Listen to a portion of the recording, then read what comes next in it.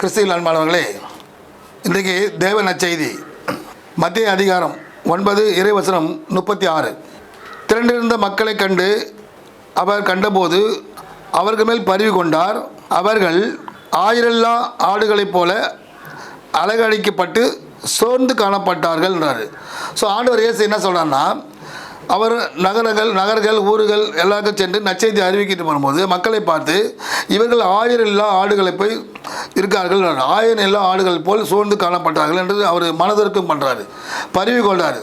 So ஏன் பரிவு கொள்றாரு? அப்போது இயேசு மக்கள் அடிமைத்தனத்தில் இருந்தாங்க, உதவி இல்லாமல் இருந்தாங்க, அவருக்கு யாரும் உதவி செய்யாமல் இருந்தாங்க.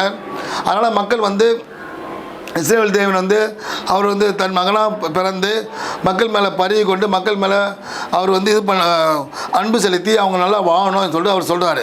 ஸோ அதுபோல் தான் இப்போ நம்மளும் நற்செய்தி நம்மளும் என்ன பண்ணோம், நம்ம ஆயிரல்லா ஆடுகள் போல் எத்தனை பேர் இந்த சமுதாயத்தில் இருக்காங்களோ அவங்களுக்கு நம்ம ஒரு ஆயனாக தோன்றி ஒரு நற்செய்தியாளராக தோன்றி மக்களை பரிவு கொண்டு மக்கள் மேல் பரிவு கொண்டு அவங்கள அந்த மன அழுத்தத்துலேருந்து நம்ம விடுதலை செய்யணும். அதுக்கு உண்டான ஒரு சக்தியை ஆண்டவர்கிட்ட கேட்டு பெற்று அவங்க ஆத்மாக்களுக்கு நல்ல ஒரு உணவு அளிக்கவும் அவங்க ஆத்மாவை அறுவடை செய்யும் நல்ல பிள்ளையாக மாறணும்.